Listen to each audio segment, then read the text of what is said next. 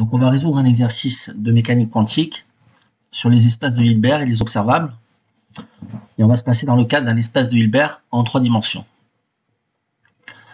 Donc considérons un espace de Hilbert à 3 dimensions et une base orthonormée.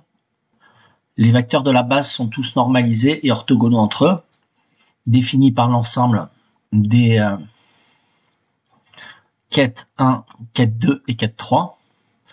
Donc les deux quêtes alpha et bêta sont quête alpha qui vaut i fois quête 1 moins 2 fois quête 2 moins i fois quête 3 et le quête bêta qui vaut i fois quête 1 plus 2 fois quête 3.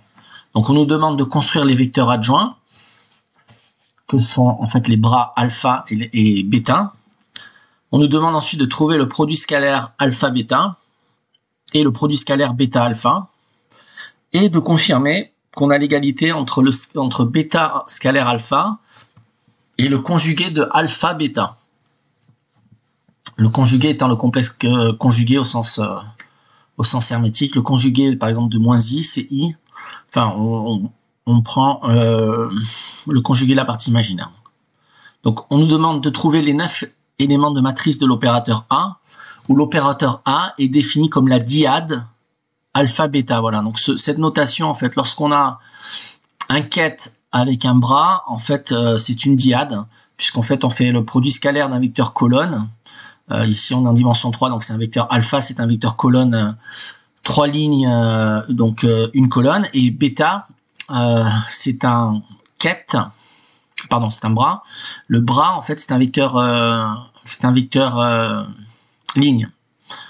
Donc, en fait, l'opérateur alpha, on dit que c'est une dyade, et donc il aura pour dimension, enfin, c'est une matrice 3-3. Bon, voilà. On en parlera, donc, et écrire justement la matrice correspondante. Donc, la correction. Alors,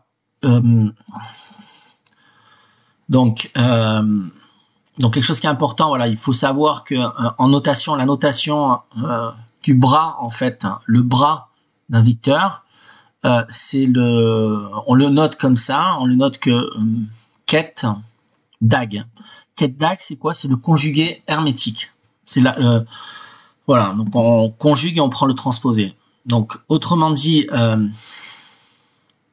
le bras alpha est égal à i fois bras i moins 2 fois, pardon, i fois quête 1 i moins 2 fois quête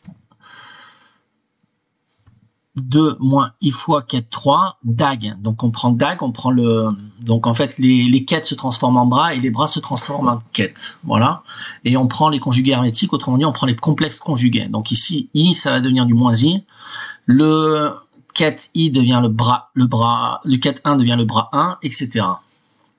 Donc le bras alpha, pardon, vaut moins i, bras i, moins 2 fois bras 2, plus i fois le bras 3. Donc voilà, moins i, moins 2 et plus i, je l'ai noté, ce sont des scalaires, donc des réels ou des complexes. Ici on est dans le corps des complexes, et on peut les mettre où on veut. Donc ça n'a pas d'importance qu'ils soient après le vecteur ou avant le vecteur, parce que ce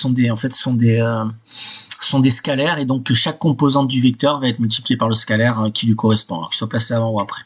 Ok.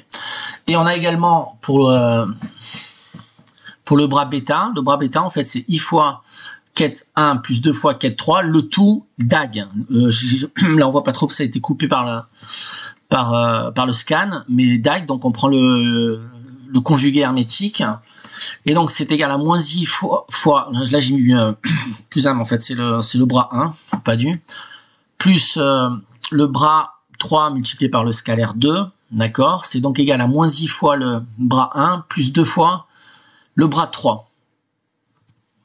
Enfin on nous demande de calculer donc le produit scalaire entre le bras alpha et le quête bêta.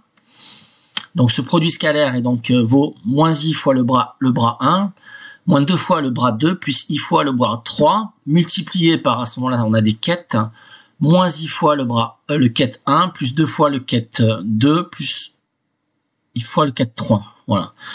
Donc, la règle de calcul étant la suivante, bah oui, on va vérifier qu'effectivement alpha scalaire bêta, c'est bien le conjugué hermétique de bêta scalaire alpha. D'accord. Scalaire DAG, la petite croix en haut à droite, en fait, en notation, en fait, c'est le conjugué hermétique. Donc, on le note étoile. DAG parce qu'on prend la transposée lorsqu'on est dans le cadre des vecteurs. Mais ici, on prend simplement le conjugué hermétique, le conjugué du complexe, donc on note étoile. Donc, bêta scalaire alpha DAG, ça vaut, en fait, en notation, le bras bêta multiplié par le ket alpha DAG. Et donc ça c'est égal, on utilise en fait la même règle qui est la règle de multiplication de la transposée dans le cas d'une matrice. La transposée d'une matrice AB, on sait très bien que c'est le produit de la transposée de la matrice B par la transposée de la matrice A. Hein. On permute en fait les matrices et on applique l'opérateur transposé à l'ensemble des matrices.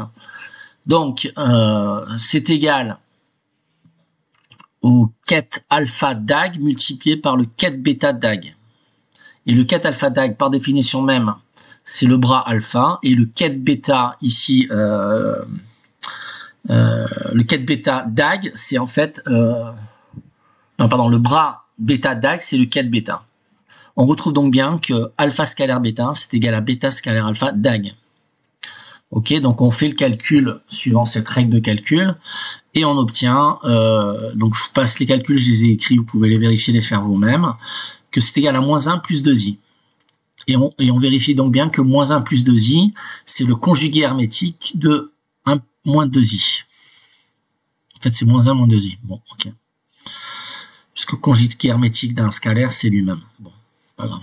Vous l'aurez compris. D'où le produit scalaire alpha bêta est égal à 1 plus 2i, et le produit scalaire bêta par alpha vaut 1 moins 2i. Voilà. Hein. Donc, finalement, on a la règle de calcul qu'il faut connaître par cœur tout simplement. C'était un petit exercice de vérification, mais bon, cette règle de calcul, il faut l'appliquer sans même réfléchir. Que, tout simplement, alpha scalaire bêta étoile est égal à bêta scalaire alpha. Ok, alors, question C. Donc, qu'est-ce qu'on nous demandait dans la question C? Trouver les 9 éléments de matrice de l'opérateur A chapeau, où A chapeau est la dyade. Hein. Donc cette notation c'est une dyade. Donc comme je l'ai dit, donc c'est-à-dire c'est le produit d'un ket, le ket alpha ici, par un bras, le bras bêta dans la notation de Dirac. Donc dans cette base écrire la matrice correspondante. Ok. Donc voilà, je l'ai noté ici. Bon, c'est un peu un symbolisme. Donc la dyade qui est une matrice, ce sont des matrices carrées. Alors la dyade composée par le ket alpha et le bras bêta vaut donc i fois le bras 1 moins 2 fois le bras 2 moins i fois le bras 3, le tout multiplié par moins i fois le ket 1 plus 2 fois le ket 3. C'est donc égal à une fois la dyade entre le bras 1 et le ket 1. Alors j'ai écrit ici en noir en dessous en fait une écriture en notation matricielle de cette dyade. En fait ce sont des notations, c'est un formalisme. Soit on utilise le formalisme de Dirac ici qui est utilisé en mécanique quantique, mais ce formalisme de Dirac en fait c'est une simplification d'écriture matricielle. Ok. Donc en notation matricielle, en fait tout simplement le ket 1, c'est en fait la matrice colonne, donc de 3 lignes, une colonne, 1, 0, 0. Et si on transpose cette matrice colonne, on obtient bien une matrice ligne de une ligne et 3 colonnes.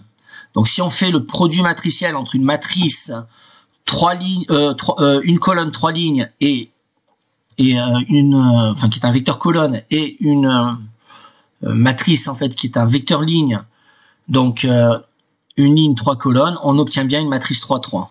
Ok. Donc je rentre pas dans le détail de la multiplication matricielle, c'est censé être connu à ce niveau-là. Si vraiment vous comprenez pas le formalisme que je présente au niveau de Dirac, bon voilà, il faut avoir comme base savoir calculer un produit matriciel, d'accord. Après, c'est pas non plus obligatoire, c'est simplement pour montrer l'analogie entre le formalisme de Dirac, qui est un formalisme appliqué à des vecteurs. Ici, on a pris l'exemple de la dimension 3, mais plus loin, on parlera de dimension n, de dimension infinie, d'où l'utilité du formalisme de Dirac qui va bien au-delà en fait du calcul matriciel et du formalisme simple des matrices. Voilà. D'ailleurs, le formalisme matriciel est un formalisme qui est lourd sur des calculs. Voilà, il est lourd. Tandis que le formalisme de Dirac ce sont des notations qui permettent d'écrire beaucoup de calculs de manière très condensée aussi. Voilà. Donc, on continue le calcul de notre dyade alpha-bêta. C'est une dyade, je vous rappelle, cette notation, ça se lit dyade. Donc moins 2i, la dyade 1,3. Donc là, j'ai montré l'exemple de calcul de la dyade 1,3. La dyade 1,3 étant le produit, on va dire, c'est un produit matriciel entre le vecteur colonne, qui est représenté par le 4, 1 ici, donc 1, 0, 0, et le vecteur ligne, en rouge, qui est représenté par le bras 3, qui est donc un bras, c'est un vecteur ligne, et en fait, un quête, c'est un vecteur colonne. D'accord? Donc, on effectue ce produit, je dirais, un peu matriciel, et on obtient cette matrice-là. D'accord? Donc, c'est la représentation matricielle.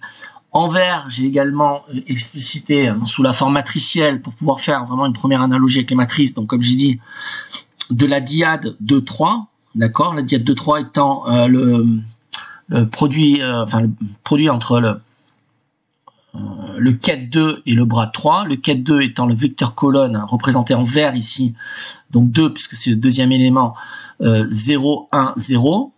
Et le bras 3 étant représenté par la ligne, par le vecteur ligne 0, 0, 1, d'accord? 3 parce que c'est donc le 1 est dans la troisième, c'est le troisième vecteur de la base, d'accord? Ces représentations matricielles, c'est la représentation matricielle de vecteurs unitaires dans une base, et lorsqu'on écrit les bras 1, 2, 3, en fait, ce sont des représentations scalaires dans une même base. Donc on parle de la même base et les représentations sont différentes. Donc d'un côté on a une représentation matricielle et de l'autre on a une représentation en formalisme de Dirac. Ok, donc j'ai finalement représenté le résultat de notre matrice qui est le résultat de la dyade que l'on cherchait. Donc j'ai bien noté, je vous ai noté ici en vert, un quête c'est un vecteur ligne, un bras c'est un vecteur colonne, et j'ai noté la représentation effectivement donc du bras 1. En fait, c'est notre dyade exprimée dans la base bras 1, bras 2, bras 3, et en vecteur colonne et quête 1, quête 2, quête 3. Donc on a cette matrice-là, qui est la matrice 1, 0, 2i, je l'ai dit sous la forme de ligne, 2i, 0, moins 4, moins 1, 0, 2i. Donc on note bien que c'est une matrice. Alors ce qu'on peut noter, non, c'est pas une matrice hermétique, puisque le moins 4, on devrait avoir un plus 4 ici. Bon, bref, pas une matrice symétrique, mais enfin voilà, on a une matrice complexe de dimension 3. Voilà. Donc je ferai une deuxième vidéo légèrement un peu plus poussée sur le formalisme de Dirac, mais tout autant élémentaire.